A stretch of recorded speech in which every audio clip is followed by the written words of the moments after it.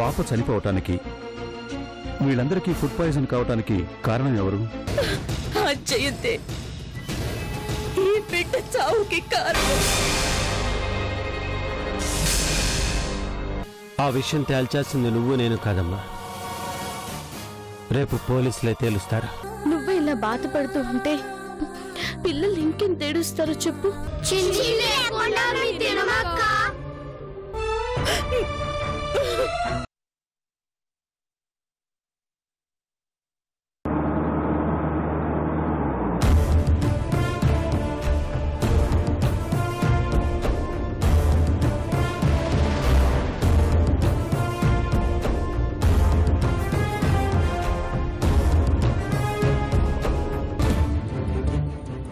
మీరు ఇక్కడే ఉండండి.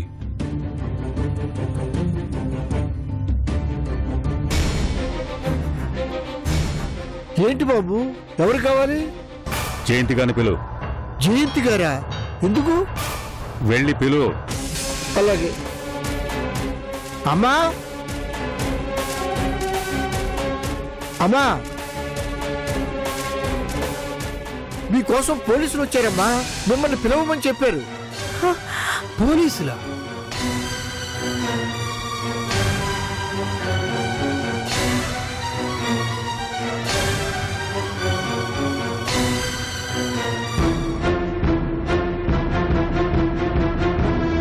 ఎస్ ఆఫీసర్, ఏం కావాలి? జయంతి గారిని అరెస్ట్ చేయడానికి వచ్చాం. ఇదిగోండి అరెస్ట్ వారెంట్.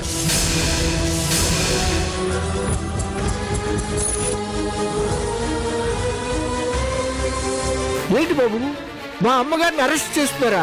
ఎందుకు? ఏం తప్పు చేసిందని అరెస్ట్ చేస్తారు? మీ ఫుడ్ ప్రొడక్ట్స్ తిని ఆశ్రమంలోని పిల్లలకు ఫుడ్ పాయిజన్ అయింది.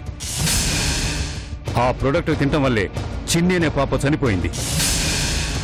అందుకే ఈవిడ్ని అరెస్ట్ చేస్తున్నాం. సార్ సార్, నేను కమిషనర్ గారితో మాట్లాడతాను సార్. ఎవరితో మాట్లాడినా అరెస్ట్ అయితే తప్పదు సార్. శాంపిల్స్ అన్ని ల్యాబ్ లో చెక్ చేసిన తర్వాత ఫుడ్ ప్రొడక్ట్స్ లో వాడకూడని పదార్థాలు వాడినట్లుగా తేలింది. అందుకే ఆవిడని అరెస్ట్ చేయమని వారెంట్ ఇష్యూ చేశారు. అయ్యా, ఎక్కడో ఏదో పొరపాటు జరిగింది. మా అమ్మ అలాంటి మనిషి కాదయ్యా. ఎవరైనా ఆకలి అంటే అన్నం పెడుతుందే గాని ప్రాణాలు తీసే మనిషి కాదయ్యా. సిఐ గారు, నేను బెయిల్ తీసుకొస్తాను. దయచేసి తనను అరెస్ట్ చేయకండి. అదంతా కుదరదు సార్. ఇలాంటి కేసులకి యాంటిసిపేటరీ బెయిల్ కూడా ఇవ్వరు. మా డ్యూటీ మమ్మల్ని చేయనివ్వండి. దయచేసి అడ్డు తగలకండి. మేడం, మీరు పదండి. నువ్వు ఆగు చేయి. సార్, ఒక్క 10 నిమిషాలు టైం ఇవ్వండి సార్. నేను ఫోన్ చేసి మాట్లాడతాను సార్. Please sir. చూడండి, మీరు మర్యాదగా అడ్డు తప్పుకోకపోతే మిమ్మల్ని కూడా అరెస్ట్ చేయాల్సి ఉంటుంది. మా డ్యూటీ మమ్మల్ని చేయనివ్వండి. ఆ తర్వాత మీరు ఫోన్లే చేసుకుంటారో కోర్టుకు వెళ్తారో మీ ఇష్టం. పదండి మేడం. మూవ్. సిఐ గారు ప్లీజ్ అండర్స్టాండ్. నవీన్ ప్లీజ్, నువ్వు అడ్డుపడకు.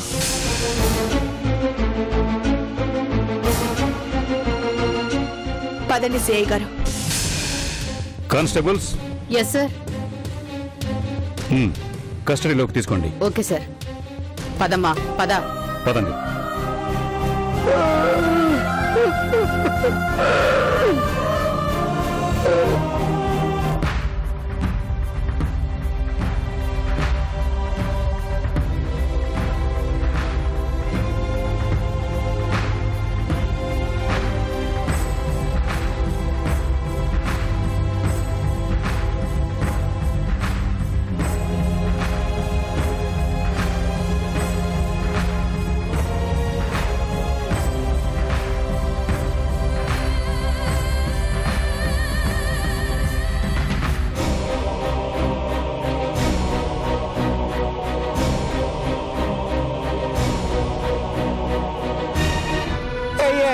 చూడయ్యా, ఎంత పని జరిగిందో చూడయ్యా. ఏ తప్పు చేయని జయంతమ్మని అరెస్ట్ చేస్తున్నారయ్యా. ఈ ఘోరం చూడటానికైనా నేను ఇంకా బతికుంది.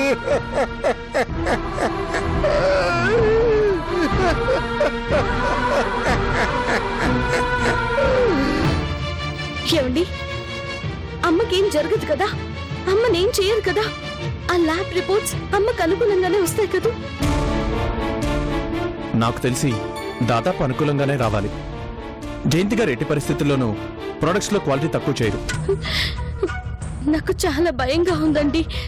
ఎప్పుడు లేనిది పెద్దమ్మ కూడా అమ్మ మీద మండిపడుతోంది. పాప చనిపోవడం అనేది బాధాకరమైన విషయమే, కానీ అమ్మ ఎందుకు అలా చేస్తుందని ఆలోచించడం లేదు. ఇందులో ఎవరిని తప్పు పట్టలేం చందు. పాప చనిపోకుండా ఉండుంటే కొంతలో కొంతైనా మనకు అవకాశం ఉండుండేది. మీ పెద్దమ్మ కూడా అంత సీరియస్ అయి ఉండేది కాదు. ఏమండి, ఒకసారి ఫోన్ చేసి కనుక్కోండి. ఆ ల్యాబ్ రిపోర్ట్స్ అమ్మకు అనుకూలంగా వచ్చాయనే వార్త నాకు చెప్పండి. ఒకసారి కనుక్కోండి ప్లీజ్.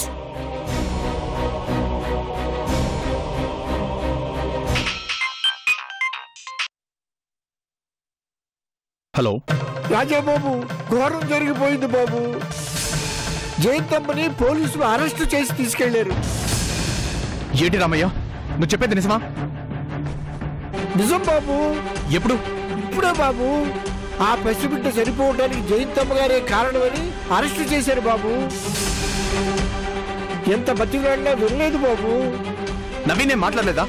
ఆయన మాట కూడా పట్టించుకోలేదు బాబు. ఫోన్ చేస్తాను అంటే వినకుండా తీసుకుపోయారు. సరే రామయ్య, నువ్వేం కంగారు పడుకో, నేను వెళ్ళి అని చూసుకుంటాను. ఏమిందండి? చందు, జయంతి గారిని పోలీసులు అరెస్ట్ చేశారంట. ల్యాబ్ రిపోర్ట్స్ మీ అమ్మకి వ్యతిరేకంగా వచ్చినట్లున్నాయి, అందుకే అరెస్ట్ చేశారు. అంటే చివరికి నేను భయపడిందంతా నిజమైందన్నమాట. ఏంటండి అన్యాయం? పసిపిల్లలకి అన్నం పెట్టడమే అమ్మ చేసిన పాపమా? అమ్మ ఎందుకు వాళ్ళని చంపుతుంది? ఇది చాలా ఘోరం అండి. ఇదంతా ఎవరు కావాలని చేశారు. ఇంకెవరు ఆ భార్గవ ఇదంతా చేయించుంటుంది. చందు, నువ్వేం కంగారు పడుకో, నేను వెళ్ళి అసలు ఏం జరిగిందో తెలుసుకొని వస్తాను.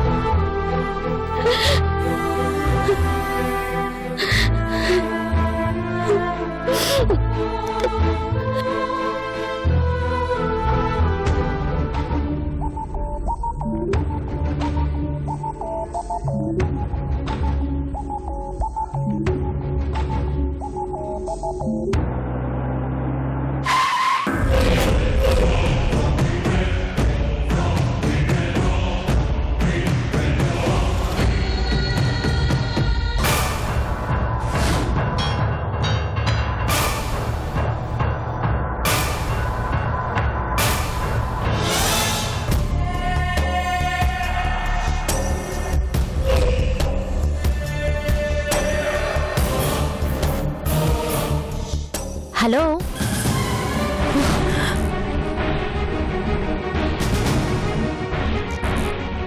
నువ్వా? ఎలా ఉన్నావు? ఈ పరిస్థితుల్లో ఎలా ఉన్నావు అని అడిగే కంటే ఎలా ఉంది అనడం కరెక్ట్ అనుకుంటాను.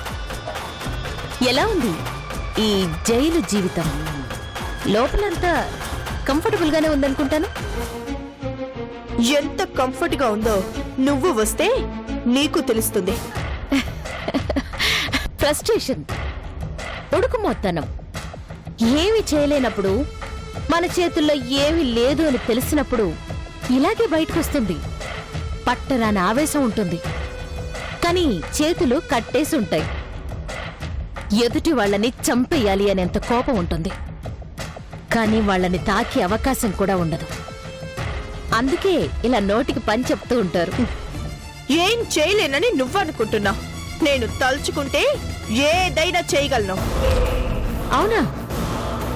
అయితే ఈ కేసు నుంచి బయటపడు చూద్దాం. ఏసీ రూమ్లో కూర్చొని ఫోన్లో మాట్లాడుతూ బ్రతికేదానివి జయంతి. ఇక్కడ కటకటాల మధ్య బిక్కు బిక్కుమంటూ బ్రతుకుతున్నావు. పాపం. నీ దురదృష్టం ఏంటో చెప్పనా? నువ్వు పంపించిన ఆ ప్రొడక్ట్స్ తిని మీ అక్కగారి ఆశ్రమంలోని పిల్లే చనిపోవడం. నిన్నటి దాకా నీకు అండగా నిలబడిన ఆ అక్కే ఈ రోజు నుంచి నీకు శత్రువు అవుతుంది.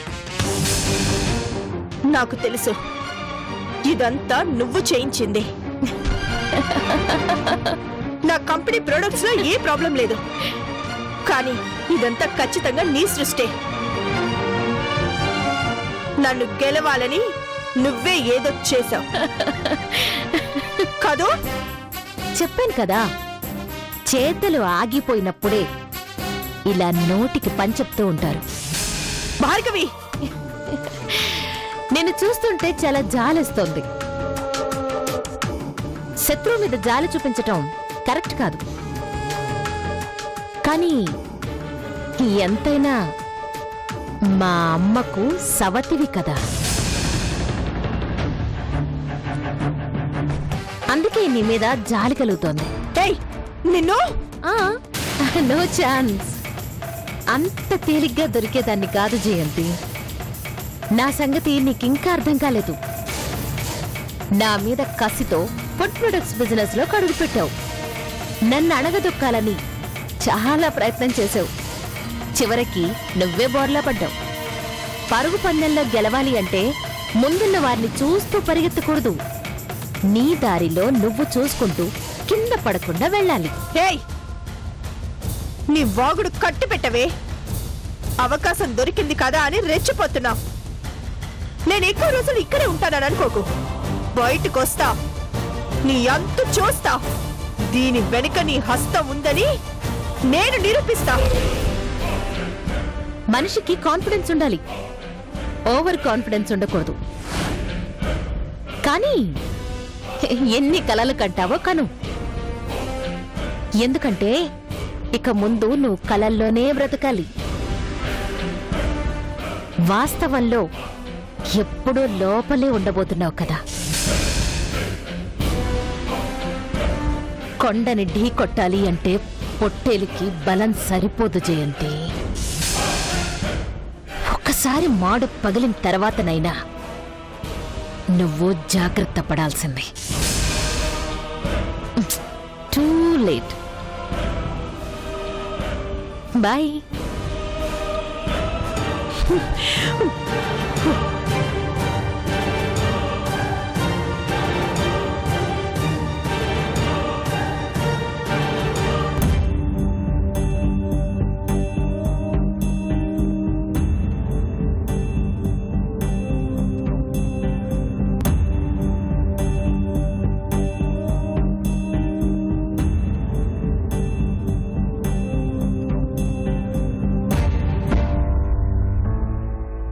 సారీ రావడం కొంచెం లేట్ అయింది.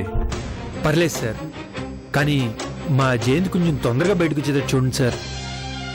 అవును సార్, వీలైనంత తొందరగా ఆవిడని బయటకు తీసుకొచ్చే ప్రయత్నం చేయండి. నేను ఆ ప్రయత్నంలోనే ఉన్నాను సార్, కానీ 100% వస్తుందని మాత్రం గ్యారంటీ ఇవ్వలేను. అదేంటి సార్ అలా అంటారు? అవును సార్.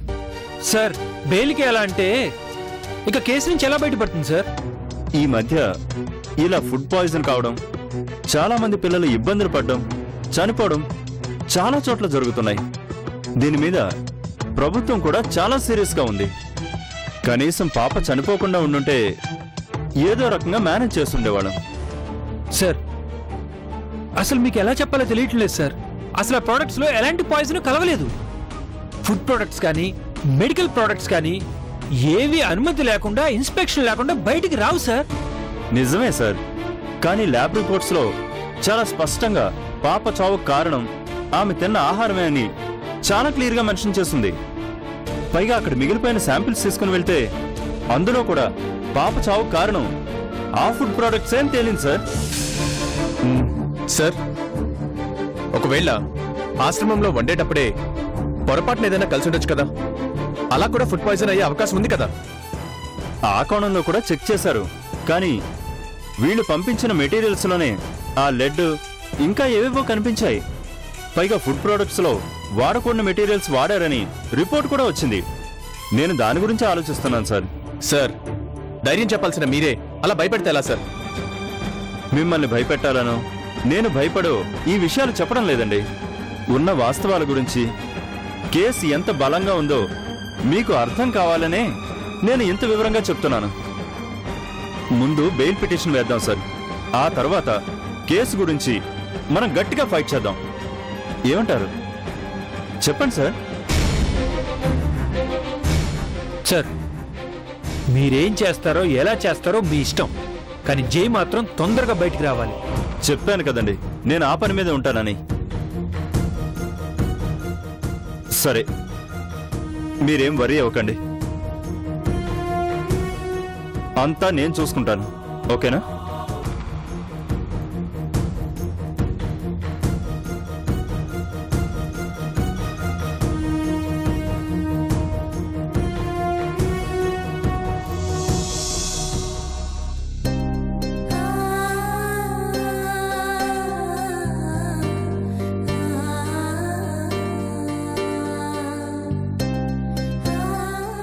అందరు రండి, రండి మెల్లిగా.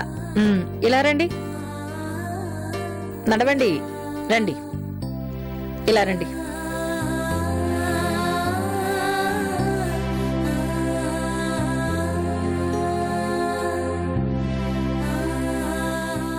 తీసుకోండి, తినండమ్మా. తీసుకోండి, తినండమ్మా. తీసుకోండి. ఏంటి, ఆకలేయడం లేదా మీకు? తినండమ్మా. తీసుకోండమ్మా, తీసుకోండి. మీకే చెప్పేది, తీసుకోండమ్మా, తినండమ్మా. అరే, ఏమైందమ్మా? తీసుకోండి, తీసుకోండి, తినండమ్మా. మీకే చెప్పేది, తీసుకోండమ్మా. ఏమైందమ్మా? ఎందుకలా భయపడుతున్నారు? అన్నం తింటే మేము కూడా చచ్చిపోతాం ఆంటీ. అవే మాటలమ్మా, ఎందుకు చచ్చిపోతారు? మీకేం కాదు.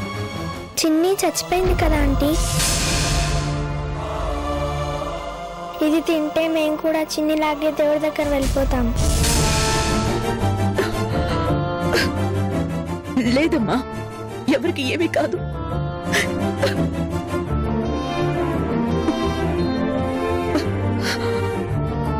భానుమతి, ఇవ్వు. ఇదిగో, ఇప్పుడు నేను తింటున్నాను, మీరు చూడండి. ఇందులో ఏమీ కలపలేదు. నేను తింటున్నాను, నాకేం కాకపోతే అప్పుడు మీరు తినాలి, సరేనా? చూడండి, తింటున్నాను.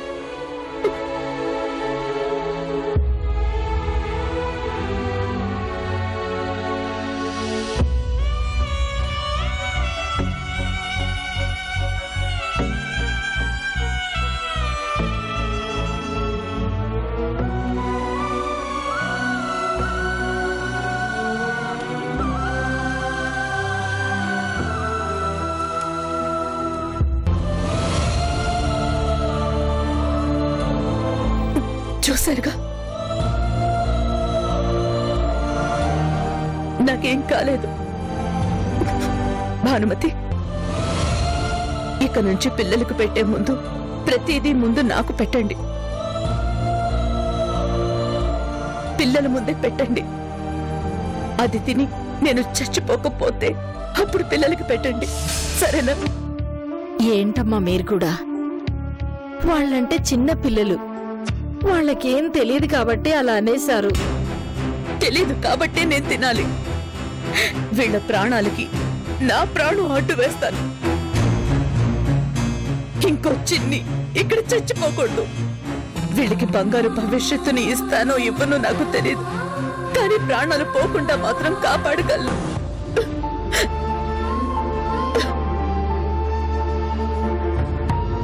రండి, కూర్చోండి, కూర్చోండి. భానుమతి, అందరికి పెట్టు, కూర్చోండి అమ్మా. రండి, తిను. ఇదిగమ్మా, తీసుకో.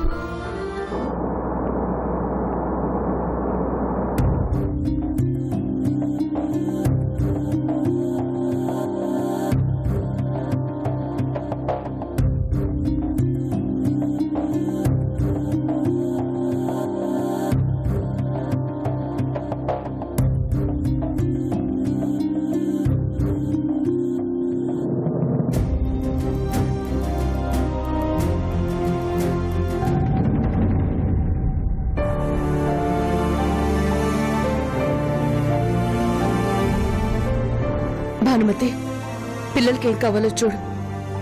కడుపు నిండా తినండి నాన్న.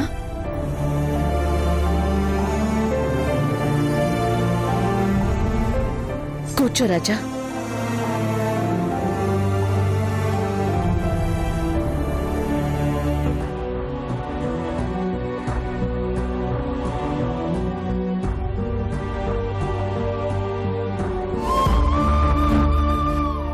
చెప్పు రాజా, చందు ఎలా ఉంది? మీరెలా ఉన్నారంటీ? ఇంకా ప్రాణాలతో ఉన్నాను. చిన్ని జ్ఞాపకాలు మనసుని తొలిచేస్తున్నాయి. పిల్లల కోసం ఆ బాధని గుండెల్లోనే దాచుకుని బ్రతికే ఉన్నాను. సారీ ఆంటీ, ఇలా జరుగుతుందని అస్సలు అనుకోలేదు. నేను ఊహించలేదు.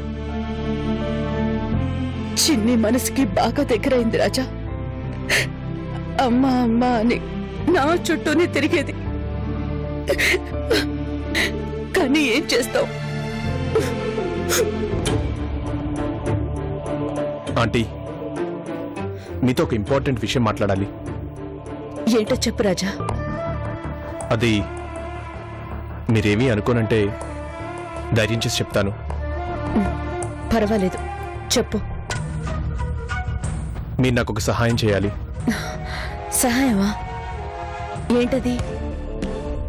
అది జయంతి గారిని అరెస్ట్ చేశారు. ఆ విషయం మీకు తెలుసు కదా. పాప చనిపోవడం చాలా బాధాకరమైన విషయమే, కానీ ఇలా జరగకుండా ఉండాల్సింది. నువ్వు చెప్పేదేంటో సూటిగా చెప్పు రాజా. ఏం లేదంటీ, పాప చనిపోవడానికి కారణం ఖచ్చితంగా ఆ ఫుడ్ ప్రొడక్ట్స్ అంటున్నారు. కానీ ఆ బాక్సులు ఎవరో రాత్రికి రాత్రి మార్చేశారని రేపు కోర్టులో మీరు చెప్తే